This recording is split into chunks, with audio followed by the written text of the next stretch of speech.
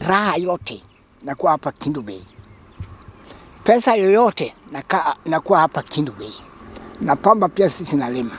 Meli nakuja hapa hata kama wewe naenda huko ng'ambo, naenda huko barini.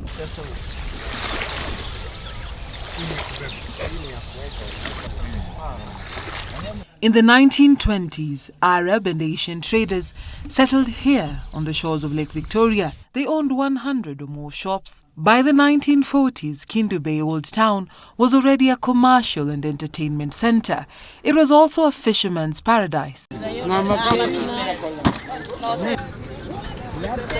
73-year-old Abdallah Mohammed Onyango shows us the ginnery in the old town. Cotton was a major cash crop. Then, the lifeline of the bustling town, the Kendu Bay Pier was managed by the now-defunct East African Railways and Harbours Corporation, which operated from 1948 to 1977.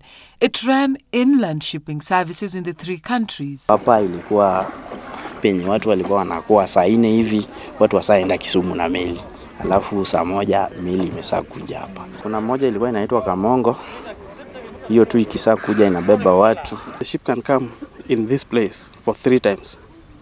There's one which was coming with the morning, there's another one at around midday, and the other one in the evening. And the old pier, we are told, was once a port of call for many steamers and ships coming from as far as Kisumu, even Uganda and Tanzania. But over the years, the ships stopped coming, mainly because the water levels went down due to siltation and also the presence of hyacinth. There's just one old ship that we are told docked here and hasn't moved since. Now the lake it's become shallow.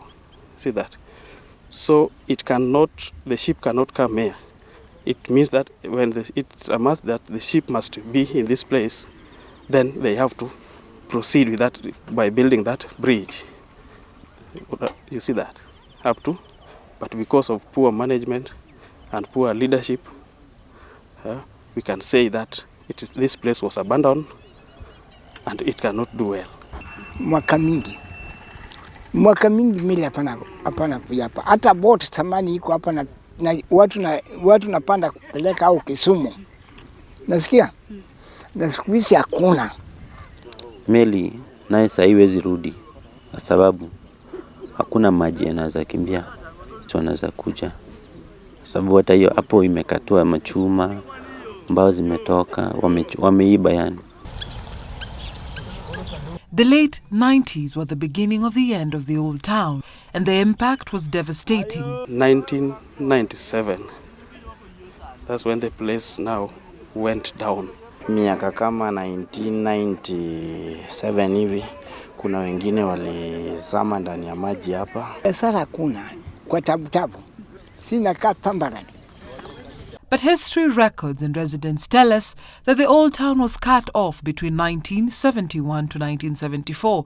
The only thing that has really killed our beloved town is the fact that when the tarmacking was being done, the town was left aside and the main road, that is the highway from Katito to Homabay, went outside Kendu Bay Old Town. As per the plan, it could not be forced to be inside the town, so they had to do that first before coming back to do some construction within the town. Political stand of different politicians within our locality, they have not always been goodwill to the town. Imefilisika, imebaki tu vile unaiona hiyo paya. Sasa tukikuja hapa hivi, tulikuwa na sokoni hapa chini. Sokoni katolewa hapa ikapelekwa huko juu junction. Sasa hiyo tu ndio ilikuwa hivyo. Kendu Bay New Town left the old town to stand, but only as a relic of its past. The shiny things they believed in rust before their eyes. What remains are isolated and defaced buildings. The ginnery collapsed. The showground has little or no activity. If it were not for the fishermen who venture farther and farther into the lake for their livelihood, and the entertainment sport by the old pier, and a few families eking a living here, one would mistake this for a ghost town. But can the old town be revived? Plans are underway for the construction of a new port in Kisumu to allow bigger vessels to dock. This a mandate for the Kenya Ports Authority and the Kenya Railways Corporation. Former Prime Minister and the African Union High Representative for Infrastructure Development Raila Odinga made the announcement at the Kisumu pier while launching the dredging and removal of water hyacinth from Lake Victoria. Determined to ensure that this water hyacinth menace is a thing of the past. And it's not going to be done only in Kisumu. We'll do it in Kendu Bay, we'll do it in Kendu Bay, Homabay, Asembo Bay. Sasa iko raha? Hakuna raha. Sokoni ndio naleta chochote ile natakana. Na ile vitu nakuja hapa mimi nafikiri hawezi kukuja. Kama meli nakuja takuwa. Ni meli hii hawezi kuwa sahihi.